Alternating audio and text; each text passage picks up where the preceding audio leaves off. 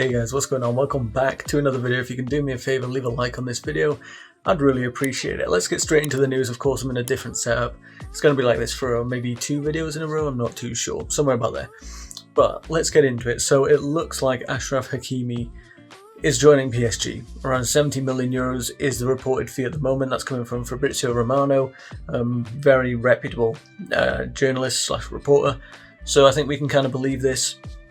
It looks like the fact that PSG were willing to offer straight cash, the player swaps of Marcus Alonso, Zappacosta, and I'm spacing out on Emerson, not so appealing to Inter, who are currently in a massive financial crisis. So that seems to be where Chelsea have lost out, and it's a shame because Achraf Hakimi probably would have been a great, our fullback / wingback positions would have been stacked if we have one of Ben Chilwell, Reece James, or Hakimi, on the bench to come on. That is insane depth, but it's not meant to be. I had my doubts over this transfer anyway. You guys know, if you've been keeping up to date with my videos, on what it would mean for Reece James. Does that mean we have to push him to centre back, which isn't at all my preferred position for Reece James? I do think he's, his crossing ability is insane, and he's still young. He works on that. He can become a top player. He can have a season like Trent at Liverpool. So,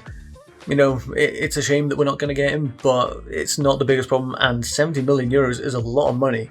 50-ish million is probably the most I would have gone for Achraf Hakimi. So I think it's going to look like PSG are going to snap him up.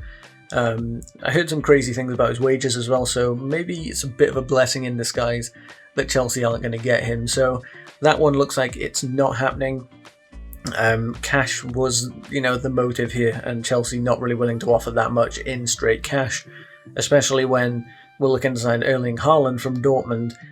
It does look like that is still our main target. That is still the priority by all means.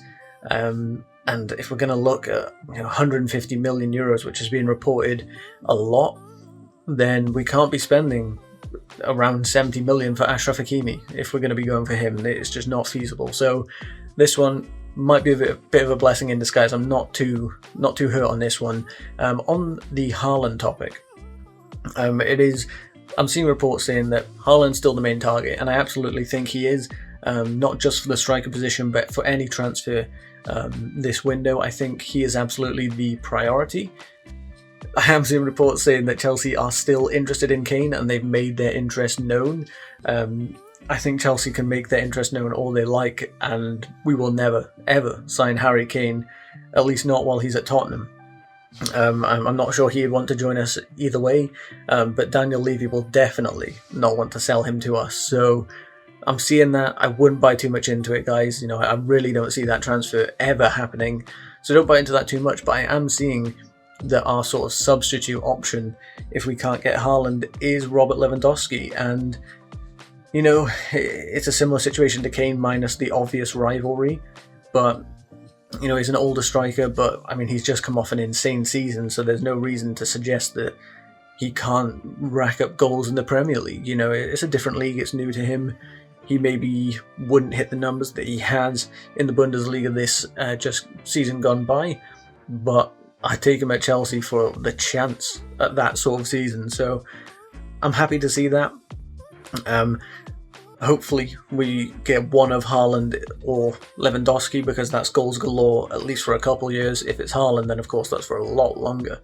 Then I'm also seeing reports that Thomas Tuchel is looking to give Ruben Loftus-Cheek a chance in pre-season, which I'm very excited about. I think Ruben was amazing before that Achilles injury that he had, that sort of just seemed to change him. Callum had the same or similar injury around the same time, and I definitely think Callum recovered a lot better from it. I still don't think Callum's back to his best, but definitely not as hard hit by it as Ruben was, which is a big shame. But it does look like Thomas Tuchel's looking to give him a chance in pre-season, and we'll see how he performs there. Also apparently willing to give Bakayoko a chance, which is interesting. I never thought I'd see him in a Chelsea shirt again, but he is willing to give him a chance in pre-season. But I'm also reading that I think it's Milan are interested in Bakayoko and apparently looking to make some sort of move for him. Bakayoko's agent also has been talking about it, saying that, you know, Milan are interested. He's currently a Chelsea player, but we'll see what happens. You know, it looks like there might be some sort of bid coming in from Milan to get Bakayoko, so that'll be an interesting one. That could be funds raised. I think we spent around 40 million on him maybe, so we're definitely not getting anything close to that, and we're not going to break even on this one or make a profit, but we might get some money. You know, any money's good money at the moment when you're looking to sign Erling Haaland. So on that one, I'm absolutely fine with Bakayoko going. I'd like to see Ruben given a chance, but I'm not entirely confident that he will get back to where he was, and that's a massive shame. Then we've seen reports that Levi Colwill, I believe is how you pronounce his name, one of our youth centre-backs, has signed a new, I think, 4-year deal. So that's good that we're keeping him tied up. Apparently a very good prospect. I haven't seen too much of him play myself, so I'm taking other people's word on this one. Let me know if you know more about him, you've watched some of the youth games. Let me know in the comment section what you think of him, what his strengths are, if you will. So that is also good news, but we've also seen reports that Raphael Varane is maybe not, you know, currently under bid by Chelsea or anything like that, but he might be leaving Real Madrid, and Chelsea are one of the clubs interested in his signature. Now, I also saw the reports that suggesting that Sergio Ramos could be on his way to Chelsea, and for me, that's a massive no. I do not want Sergio Ramos at our club. We've heard the stories about Ramos. I think I saw someone on Twitter basically say Sergio Ramos is what Thiago Silva is with a bunch of issues combined in that package, and I absolutely think that's true. You're getting so much experience and knowledge and great things from Thiago Silva. Why would you then take Sergio Ramos, who not only, you know, do we have 2 very old players in our defence that are going to be expecting to play, maybe going to be done by pace, but also why bring that sort of maybe diva attitude is a bit harsh, but, you know, not the most level-headed as a Thiago Silva. Raphael Varane, however, does not seem to be that way. I would probably take him at Chelsea. Do I think it will happen though? Probably not. I don't think that one is massively likely that Chelsea will snap up Raphael Varane. I know that Manchester United are definitely interested in him, and it looks like they might be, if not the favourites, you know, they're maybe a bit more serious on this transfer than Chelsea are. So we'll see how it all goes. Of course, I'll keep you guys up to date.